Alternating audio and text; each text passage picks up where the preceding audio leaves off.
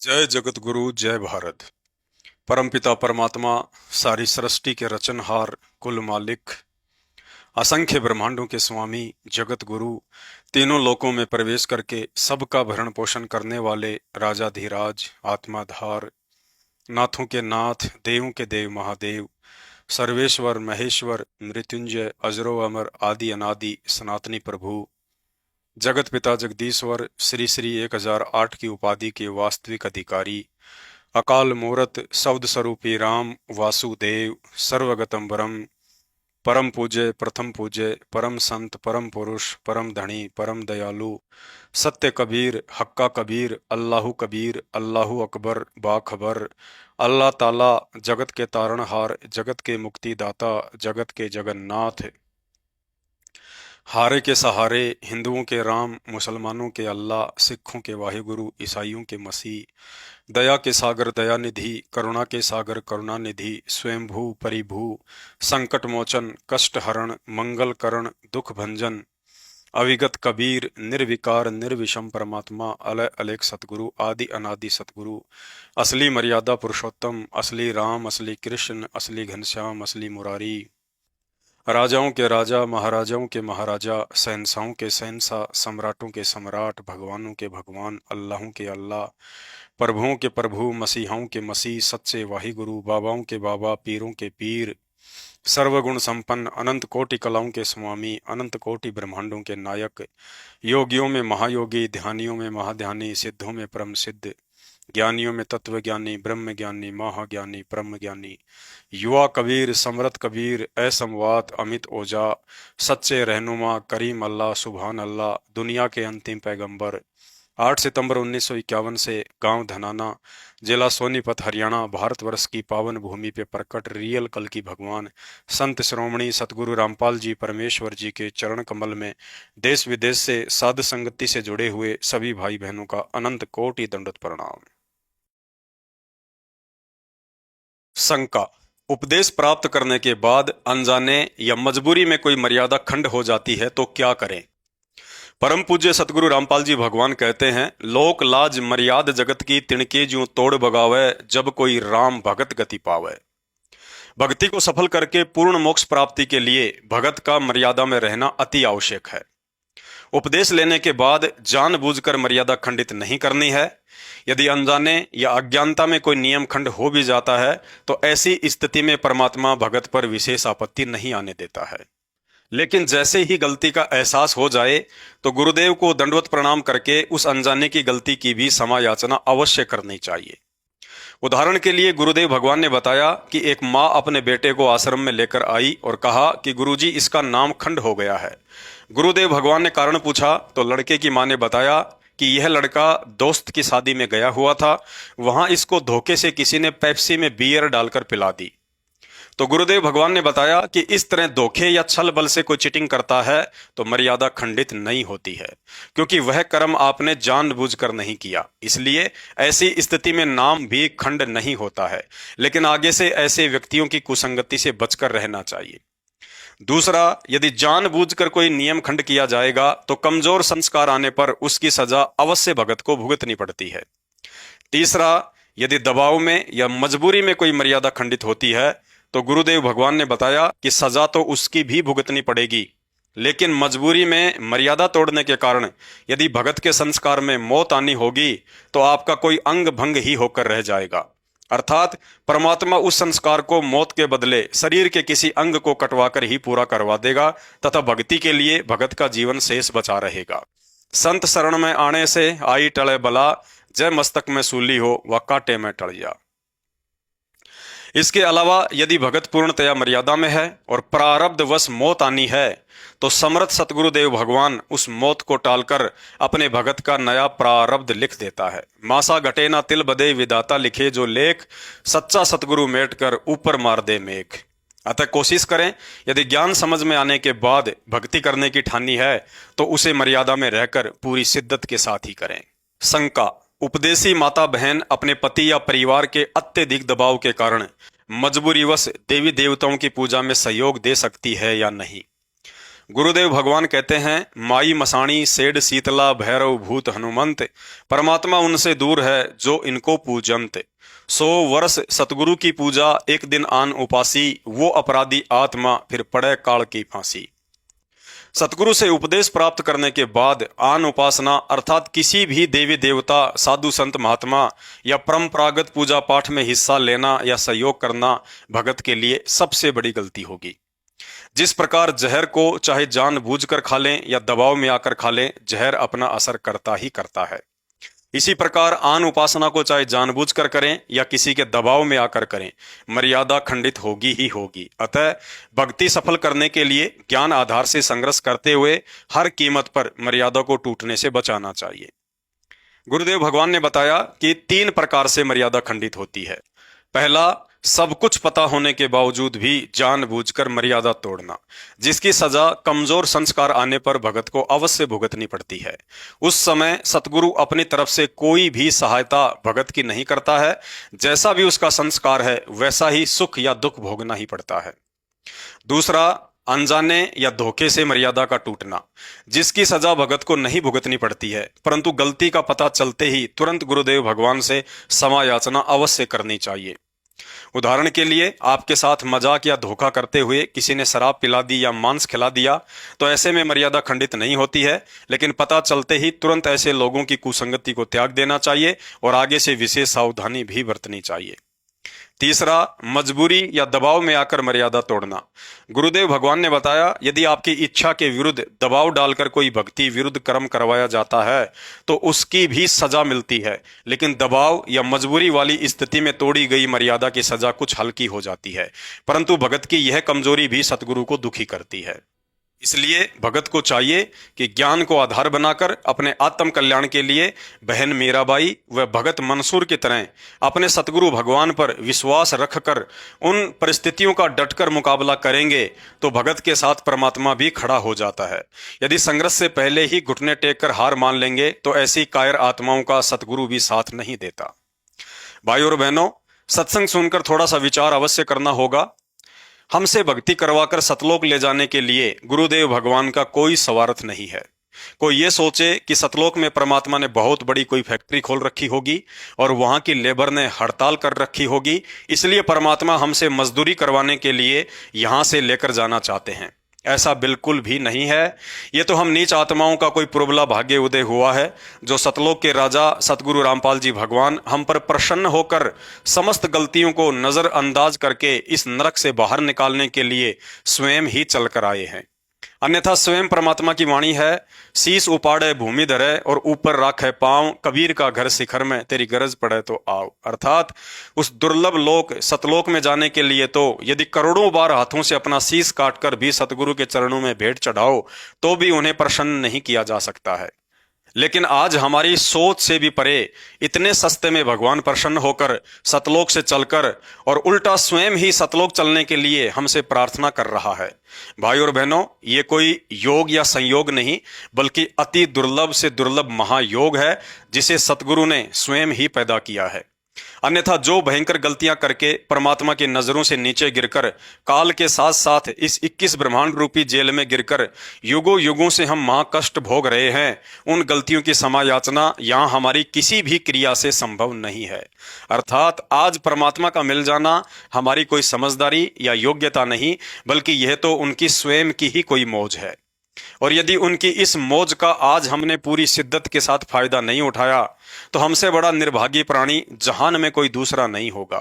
फिर तो महावीर स्वामी की तरह करोड़ों करोड़ों जन्म गधे, कुत्ते, सुअर, बिल्ली, हाथी और फिर नरक महानरक का कष्ट अलग, अर्थात एक बार 84 में जाने के बाद ना तो हम किसी की बात समझने के लायक रहेंगे और ना ही कोई समझाने के लायक होगा।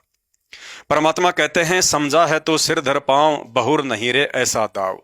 तोड़ डालो सारे बंधन, काहे की मजबूरी और काहे का दबाव। अगर जरा सी भी हिम्मत करके ज्ञान आधार से पति, पिता, सास, ससुर, समाज का सामना करेंगे तो गुरुदेव कहते हैं, जैतू चाले एक कदम मैं चालूं कदम 60, जैतू हो जा काठ का तो मैं बन जाऊं लोहे की लाठ। कहने का मतलब है फिर हिम्मत करने वाले भगत से परमात्मा बिल्कुल भी दूर नहीं है। ज्यादा से ज्यादा काल हमें माता पिता, पति या सास ससुर के माध्यम से डराएगा कि हमारी बात नहीं मानी और ये भक्ति नहीं छोड़ी तो जायदाद में हिस्सा नहीं मिलेगा, मकान में हिस्सा नहीं मिलेगा, जा निकल जा मेरे घर से, देखता हूं तेरा बाबा रामपाल क्या करता है तेरे लिए। अगर उस परीक्षा के समय में दृढ़ होकर भगत या भगतमती उन काल प्रेरित लोगों से हार नहीं मानता है और यही कहता है कि भाई घर छूटो या जग रूठो, चाहे रूठो ये संसारा हो, कौन सुनेगा फिर मेरी काल नगर में जब गुरु रूठ गया मेरा हो। फिर देखना बाबा रामपाल के कमाल, अपनी ऐसी दृढ़ आत्माओं की वो ऐसी व्यवस्था कर देगा कि यहाँ का राजा भी अपने रिश्तेदार की नहीं कर सकता। गुरुदेव कहते हैं, कबीर कहे मेरे भगत को दुख ना दीजियो कोई, मेरा भगत दुखी तो मैं दुखी, मेरा आपा भी दुखी होए। हम ही हिरणाकुश का पेट फाड़ा, हम ही मारा कंस, जय कोई सतावे मेरे भगत को तो उसका खोद्यूं वंश। भाई और बहनों, परमात्मा आज भी वही है, उतना ही समर्थ और शक्तिशाली है जितना कि सतयुग, त्रेता और द्वापर में था। भगवान तो इंतजार कर रहा है कि मैं फिर से वही सब लीलाएं करूं, लेकिन उन सब लीलाओं को दोहराने के लिए आज भगवान को प्रहलाद जैसा दृढ़ विश्वासी कोई भगत नहीं मिल रहा है। उन सब लीलाओं को दोहराने के लिए भगवान को मीराबाई जैसा संघर्ष करने वाली कोई बहन बेटी दिखाई नहीं दे रही है। उन सब लीलाओं को दोहराने के लिए भगवान को नरसी और इब्राहिम सुल्तान जैसा कोई त्यागी और वैरागी भगत दिखाई नहीं दे रहा है। उन सभी लीलाओं को दोहराने के लिए भगवान को सम्मन और मंसूर जैसा सतगुरु पर कुर्बान हो जाने वाला भगत दिखाई नहीं दे रहा है। भाई और बहनों, अभी मौका है मर्यादाओं में रहकर भक्ति करते हुए अपने सतगुरु के चरणों में विशेष जगह और उनके हृदय रूपी प्रेम समुद्र में जी भर भर कर गोते खाने के लिए। और यह उसी समय संभव है जब हम संसार से पूरी तरह आंखें बंद करके अपने सतगुरुदेव भगवान पर तन मन धन समर्पित करके मन कर्म वचन से न्योछावर हो जाएं कि मेरे साथ जो भी होगा उसे सतगुरु अपने आप देख लेगा, बस मुझे तो वो देखना है जो मेरे सतगुरु ने मुझे दिखाया है। शंका, नाम उपदेश लेने के बाद शादी समारोह, जन्मदिन, विदाई समारोह, धार्मिक अनुष्ठान या किसी भी अवसर पर गिफ्ट का लेन देन या अपना सम्मान करवाना, फूल माला देकर दूसरे का सम्मान करना, ये सब कर सकते हैं या नहीं? सतगुरु से नाम उपदेश लेने के बाद गहनता से सत्संग सुनकर भगत को बहुत सी बातों का ध्यान रखना होता है, अन्यथा जानकारी के अभाव में मर्यादा टूटने की संभावना बनी रहती है। पूज्य गुरुदेव जी ने बताया कि भक्ति मार्ग में आने के बाद हमने शादी समारोह में जाने से बचना चाहिए, क्योंकि वहां पर होने वाले समस्त क्रियाक्रम भक्ति के विरुद्ध ही होते हैं। ज्ञानी भगत तो ऐसे सांसारिक भक्ति विरुद्ध समारोह में जाएगा नहीं, और नादान भगत यदि जाएगा तो निश्चित ही अपनी मर्यादा खंडित करवा कर ही आएगा। परमात्मा कहते हैं, बिना विचारे जो करे पाछे वो पछताए, काम बिगाड़े आपना और जग में होत हंसाए। अर्थात अपनी भक्ति का भी नाश कर बैठता है और जगत में भी हंसी का पात्र बन जाता है। क्योंकि शादी या किसी समारोह में यदि लोक लाज में आकर हम चले भी जाते हैं और वहां पर उन सांसारिक रिश्तेदारों के अनुसार कोई भी क्रिया नहीं करते हैं तो उनकी हंसी मजाक का ही पात्र बनेंगे। विज्ञानहीन व्यक्ति उल्टी सीधी 10 बातें आपके विषय में और 10 बातें गुरुदेव भगवान के विषय में बोलकर आपको भी शर्मिंदा करेंगे और संतों की निंदा करके अपने भी कर्म बिगाड़ेंगे।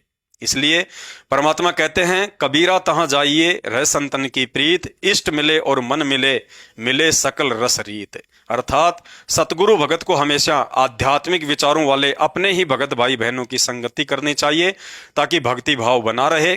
गुरुदेव भगवान कहते हैं, दुनिया से ती दोस्ती पड़े भजन में भंग, एका एकी राम से या साधु के संग। अर्थात यदि भगत होकर आप जगत वालों के साथ ज्यादा मेल मिलाप या उठना बैठना रखते हैं तो अवश्य एक ना एक दिन उनकी बातों से आपकी भक्ति व विचारों में भंग पड़ना शुरू हो जाएगा। कहते हैं, मूर्ख की प्रीत बुरी, जुए की जीत बुरी, बुरे संग बैठ बुरा लागे ही लागे, काजल की कोठरी में कैसा भी यत्न करो, काजल का दाग भाई लागे ही लागे। इसलिए सतगुरु आदेश व ज्ञान आधार अनुसार एक भगत को ज्यादा से ज्यादा समय परमात्मा की भक्ति साधना में या भगत भाई बहनों से संपर्क में रहकर ही बिताना चाहिए। इसके अलावा किसी भी शादी विवाह, त्योहार या सामाजिक अवसर पर गिफ्ट आदि का लेन देन नहीं करना चाहिए। ऐसा करने से हमारे ऊपर एक दूसरे का भार चढ़ता है और मर्यादा भी टूटती है। इन व्यर्थ के सांसारिक चौचलों व आपसी लेन देन के कारण ही ये काल हमें ऋण संबंधों में बांध कर रखता है। जगत को ज्ञान नहीं है, इसलिए उन्होंने इस तरह के सामाजिक समारोह अपने मनोरंजन, मान सम्मान व दिखावे के लिए बना रखे हैं। लेकिन हमें ज्ञान हो गया है कि इस तरह के भक्ति विरुद्ध समारोह भक्ति का नहीं बल्कि बकवाद का हिस्सा है, जहां जाने से व सहयोग करने से हमारी मर्यादा टूटती ही टूटती है। जिस प्रकार डायबिटीज के मरीज को मिठाई से दूर रहने में ही फायदा है, वरना किसी के जबरदस्ती करने या ज्यादा ही प्रार्थना करने से मिठाई खा ली तो मौत भी हो सकती है। ठीक इसी तरह व्यर्थ की सामाजिक परंपराओं व समारोह में शामिल होना या गिफ्ट आदि का लेन देन करना एक भगत को शुगर के मरीज के समान उस मिठाई की तरह समझना चाहिए जो एक स्वस्थ व्यक्ति के लिए तो अमृत के समान हो सकती है, लेकिन वही मिठाई उस मरीज के लिए मीठे जहर के समान होती है। शंका, क्या उपदेशी माता पिता अपने बच्चों का जन्मदिन मना सकते हैं? पूज्य गुरुदेव भगवान ने बताया कि बेटा जाया खुशी हुई, बहुत बजाए थाल, ये तो आना जाना लगा हुआ है ज्यों कीड़ी का नाड़। अर्थात सच्चे सतगुरु से सृष्टि रचना सुनने के बाद अपना या अपने बच्चों का जन्मदिन मनाकर भगत यहाँ किस बात की खुशी मना सकता है? इस गंदे लोक में मनुष्य जन्म प्राप्त करना भी एक श्राप है, और ऐसे श्राप के उपलक्ष्य में खुशी मनाना किसी मूर्खता से कम नहीं। आज जन्मदिन मनाकर झूठी खुशी में झूम रहे हैं और कल को अचानक मौत हो जाने पर आंखों से आंसू बहाते हैं। तत्व ज्ञान हो जाने पर भगत को इस भय के साथ सदैव भक्ति पर लगे रहना चाहिए कि बड़े सौभाग्य से मुझ नीच पर रहम खाकर गुरुदेव भगवान ने सत भक्ति देकर इस गंदे लोक से सदा सदा के लिए जन्म मरण का भयंकर रोग जड़ से समाप्त करने वाली भक्ति रूपी औषधि प्रदान की है।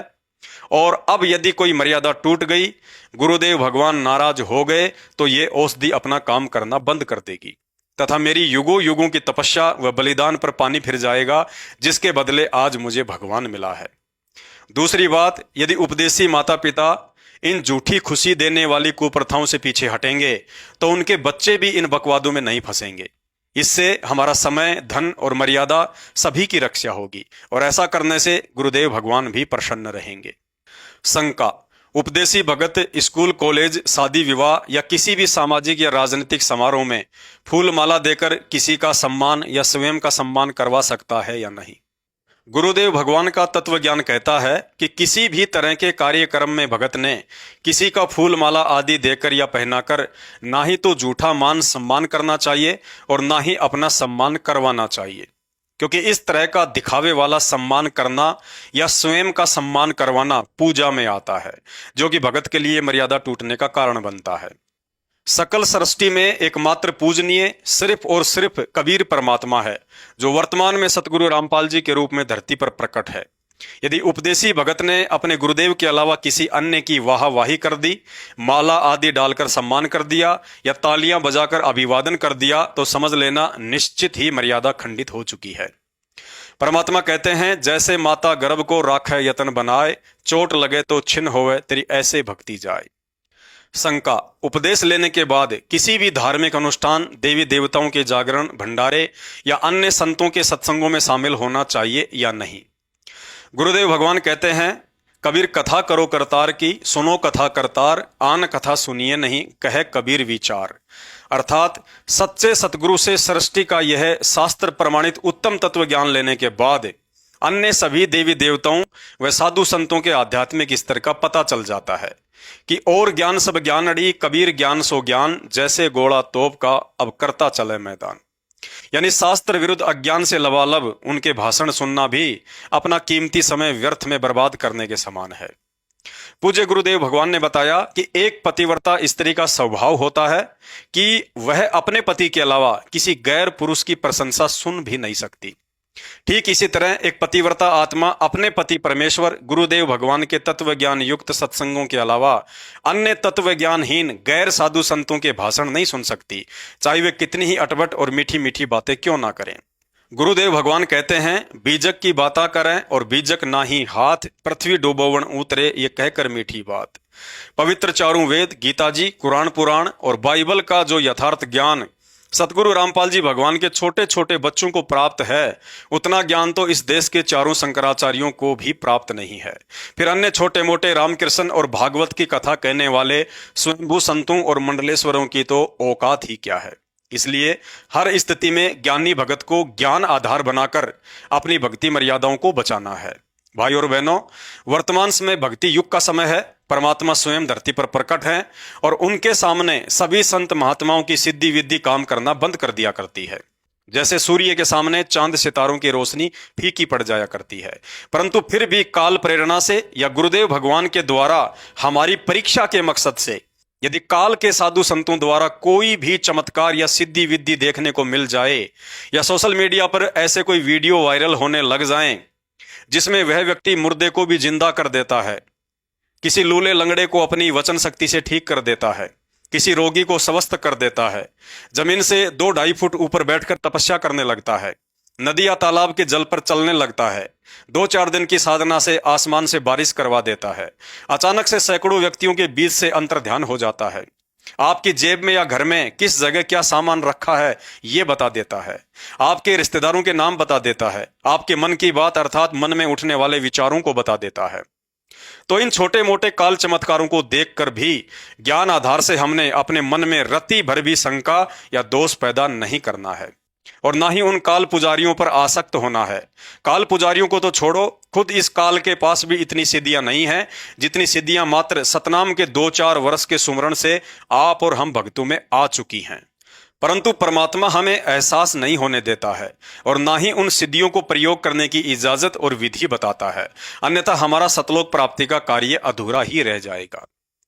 और यदि किसी कारण से इस जन्म में भक्ति करते करते भी मर्यादा आदि टूट जाने से सतलोक नहीं जा पाए, तो आज सतनाम और सारनाम के सुमरण से जो सिद्धियां हमारे अंदर प्रकट हो चुकी हैं, इन्हीं सिद्धियों का काल जमकर दुरुपयोग भी करवाएगा। फिर अगले जन्मों में काल हमें अगत से ऋषि बनाएगा। आज इस सतनाम के सुमरण से जमा भक्ति की शक्ति से फिर हम एक ही घूंट में 7 समुद्रों का पानी पीकर दुनिया में वाहवाही के पात्र बन जाएंगे और फिर पूंजी समाप्त होते ही अगले जन्म में कुत्ता और सूअर बनकर लैट्रिन कैसे खाया जाता है वो सिद्धि भी दुनिया को दिखाएंगे। फिर ये काल हमें गोरखनाथ बनाएगा, मच्छंद्रनाथ जैसे मुर्दों को जिंदा करवाकर दुनिया में वाहवाही का पात्र बनाएगा और फिर किसी जन्म में गधा बनाकर कुम्हार के लठ भी खिलाएगा। फिर ये काल हमें चुनक ऋषि, दुर्वासा ऋषि, वशिष्ठ ऋषि और कपिल ऋषि भी बनाएगा, हमारे से अनगणित पाप करवाएगा। फिर अगले जन्मों में उन पाप कर्मों की सजा कुत्ता बनाकर सिर में कीड़े डालकर महाकष्ट भी भुगताएगा। हम ही आत्माओं को 33 करोड़ देवी देवता, ब्रह्मा विष्णु महेश और धरती पर 24 अवतार बनाकर बंदर वाला डांस करवाएगा। कभी रावण से युद्ध करवाएगा तो कभी कंस के साथ झगड़ा करवाएगा। ना चैन से जीने देगा, ना ही आसानी से मरने देगा। नदी में डुबोकर त्रेता में मारेगा और जहरीला तीर मरवाकर द्वापर में मारेगा। इसलिए भाई बहनों, सतगुरुदेव भगवान से इतना स्पष्ट और अनमोल तत्व ज्ञान लेने के बाद अब हमने दुनिया की सिद्धि विद्धि और चमत्कारों की ओर से आंखें बंद करके अपने गुरुदेव भगवान द्वारा बताई गई सहज भक्ति साधना को उनके बताए अनुसार मर्यादाओं में रहकर मन में रति भर भी दोष पैदा किए बिना आजीवन करते ही रहना है। समय आने पर यदि हमारे ऊपर कोई आपत्ति आनी होगी तो हमारा गुरु भगवान हमारी रक्षा के लिए ऐसी ऐसी सिद्धियों का प्रयोग करेगा जिन सिद्धियों की प्राप्ति के लिए काल भी तरसता है।